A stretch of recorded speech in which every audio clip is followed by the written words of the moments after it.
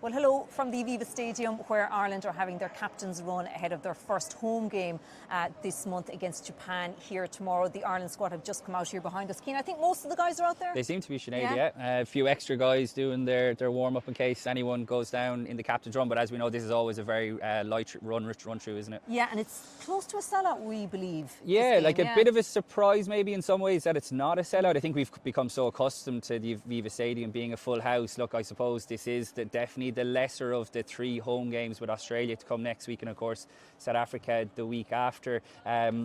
Just over 50,000 tickets, I think, is the latest figure. 12:40 kickoff. You know, difficult enough time, particularly for people who are not from Dublin. You know, Cork, Limerick, Belfast, trying to get down. It's difficult enough, and obviously it's an expensive day out as well. So that could impact in terms of the atmosphere, the team, it being an early kickoff. I assume it's built around the idea for the Japanese market, because we're not used to playing games this early. It'll be interesting. Look, I'm sure the players will adapt fine, but it is a different sort of match play. Think back even to the World Cup 9 p.m. kickoff. So it is a little bit of a different challenge, but as Andy Farrell has been saying all this week, that there's no more excuses after last weekend's defeat. Yeah, sure. And just about that, so before we get into the team selection and the actual game itself tomorrow, just frame this game in terms of its significance. We've been in the fallout of that defeat to the All Blacks in Chicago last weekend, a game that you were at, and you know we've seen it over the last year now. There's huge questions about the direction of this team.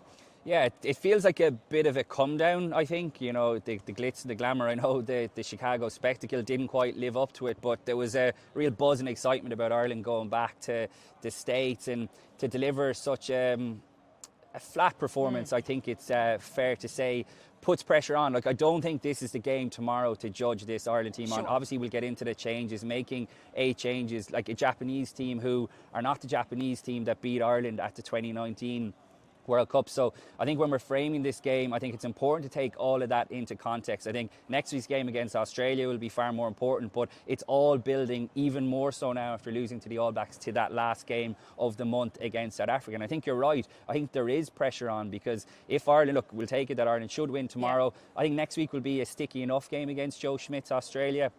They look like they're running on fumes a little bit, but I mean, he'll get them up for this game. Absolutely, yeah. And like, you couldn't stand here right now and have any confidence in Ireland beating the Springboks in 2 weeks. And if they were to lose to that, all of a sudden you've lost 2, potentially 3, if they were to lose to Australia, of your games in November, rolling into a Six Nations that begins against France away. So it's a tricky enough time. I don't think it's time to panic by any means, but the concern for me is that some of the errors that we saw last week are things that we saw going back to last year, even going back to the 23 World Cup, and they are becoming recurring themes. So the sooner Ireland can iron those out, the better. And tomorrow's a good chance for them to do that, like I said, against a Japanese team who are not going to be on the same level. Well, exactly, which is no harm. I mean, they looked a bit short of confidence, particularly in that last 20 minutes last week when New Zealand started ramping up through the gears. It felt like a bit of a throwback to the old days when an Ireland team were holding on for dear life, and if the game had gone on for a bit longer, you'd be kind of fearful that even a bigger score could have been racked up. So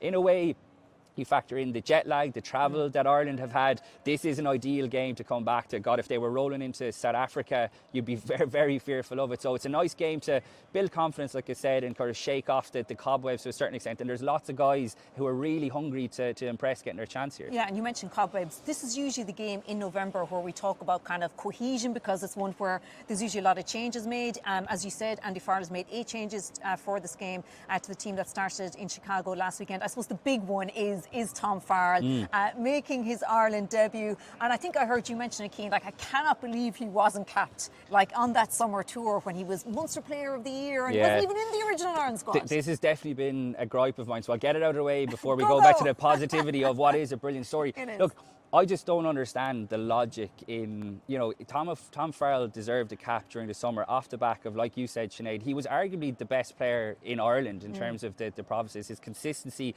across, I think he played all 26 games for Munster, which is remarkable. And considering his story in terms of getting let go by Connacht, he was going to go abroad. He's really reinvigorated his career, but in terms of the succession planning, it's still hard to get your head around. I know it was a younger squad that went to Georgia and Portugal, but you still had the likes of Stuart McCloskey, and I think he would have been there on merit. He could have come into this camp, because let's not forget, Sinead, he wasn't even included in the initial squad. It was only when there was a couple of injury doubts about Bundy Aki and Robbie Henshaw that he get called up. Now, Ringrose is out injured this weekend, so we're not fully sure if Ringrose would have started. Andy Farrell seemed to be inferring yesterday that might have been the case. So it's just hard to get your head around the succession planning. Now all of a sudden Tom Farrell is playing a little bit of catch up, whereas if he'd gotten capped in the summer, he'd be far more up to speed. But look, that's just a personal gripe of mine. It's a fantastic story. He's going to become the oldest back to ever make his debut for Ireland. He just turned 32. It's something I'm going to be writing about for tomorrow. It's been a really special 3 months for Tom Farrell. Himself and his wife Chloe gave birth to their first, his wife obviously gave birth to their first child, a daughter, at the start of August. In October then, he had that sensational performance at Croke Park when he scored that brilliant try off Jack Crowley's chip. A few days later, Munster announced that he signed a contract extension until 2028, which is a really good show of faith in him. And then a couple of days later, he got called up to the Ireland squad. Now, a month later, he's going to make his Ireland debut in front of his family. And what a story it is. Like I said, 32 years old. It just shows that the door is never closed. And he's there on merit. I don't think, we know that Andy Farrell doesn't hand out cheap caps, but it's a brilliant story, and I think it will give lots of guys who've been banging on the door for years hope that, you never say never, and if you keep sticking at it, because Tom Farrell's career, Sinead, has been a real story of resilience. Got let go by the Leinster Academy, went over to Bedford Blues in the Championship, was picked up by Connacht, and then he got let go by Connacht, and he kind of found himself in a bit of no man's land. Munster picked him up, and like I said, now he's got a contract at 28. It's a fantastic story. I'm really looking forward to seeing what he brings, because I think he'll add something different to the 13 channel. And I think if he plays well, you never know. He could put a bit of pressure on Gary Ringrose, who remains a brilliant player, but had a difficult afternoon in Soldier Field. I'd have concerns about Gary Ringrose's attacking play. Look, we know he's a good defender, albeit he missed a few important tackles last week. But I think Tom Farrell, with his offloading ability, he's quite deceptive, I think, with ball in hand, will give Ireland's attack a fresh dynamic. I think we want to see that, don't we? We kind of want to see something different. Really excited as well to see Jacob Stockdale back on the wing. We know his injury profile. It was against Fiji last year. He picked up that hamstring injury, and then he played against Georgia. Got injured against Georgia, injured as well. But I'm also happy that he's on the left wing. I think that is a better position for him at international level rather than I absolutely agree. I know there's been lots of calls for him to get a shot at 15, but I think he's much more comfortable on the left wing, and because he's had so many injury problems, it's been easy to forget how brilliant Jacob Stockdale was. I know it was a long time ago, but when he first broke onto the scene in 2018, and a bit like Gary Ringrose, not quite at his best. I didn't think James Lowe had a brilliant Lions tour, and I think if Jacob Stockdale plays well, look, I'm not sure how much stock Andy Farrell will necessarily put in. I think Ireland are 40-point favourites to win here tomorrow, so not sure how much stock he'll put in, but Jacob Stockdale can only do what he can do, and if he plays well here, he's a bit like Tom Farrell. I think he can put pressure on the left wing, because look, what Ireland really want and need, Sinead, at this stage is for players like James Lowe, like Nick Timoney is going to get started back. Exactly, because I think a lot of guys have been very comfortable for the last couple of years, and it's great to see them get their opportunity. The big thing is they have to take it, because we've seen in the past when Andy Farrell has rotated his team. I think back to the Fiji game in 22. They actually played well last year in the Fiji game here, but that game particularly stands out in 22, where clunky, I think, was the word Andy Farrell has used several times.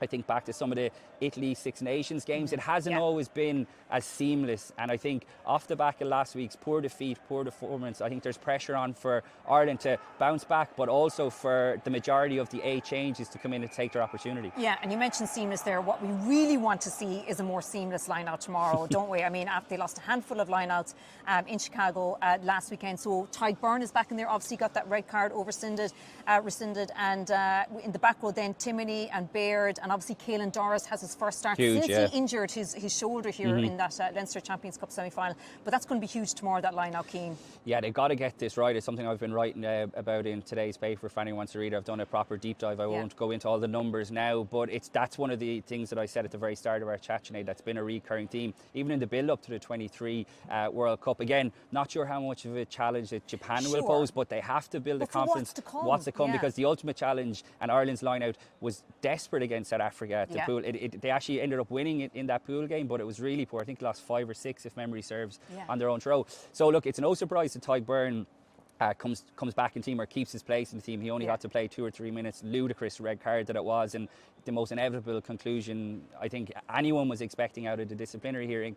I think the fact that James Ryan is playing there again, is a sign that like Paul O'Connell is feeling the heat, I think, to get this line out right. I think Ryan Baird in the back row as well. They're the three guys that you're looking for to shore this up. Ronan Kelleher is coming in now as well. I think he might be viewed as potentially a stronger scrummager than Dan Sheehan, but I think Dan Sheehan's throws, generally speaking, are better, even though he had a crooked one last week. So look, as ever, there's a lot of components to the line out. There was at times last week where they were running double dummy jumps that just seemed a little bit complicated, but you were actually asking Ronan Kelleher about it earlier this week, and I thought his answer was very interesting. That I think I'm paraphrasing, but I think he was trying to say that it's easy to kind of say, oh, let's throw it up to the front and like let's win it, but because line-out defences are so good these days, they're getting better, so you need to have that bit of invention. But sophisticated, but this problem has been going on for far too long. There have been times where it did look overcomplicated. Yeah, and they ran the same move twice, and New Zealand picked it off with Fabian Holland and Wallace Atiti last week. So they've got to get that right, and a bit like their attack, a bit like their defence. I'm interested to see how their defence goes, because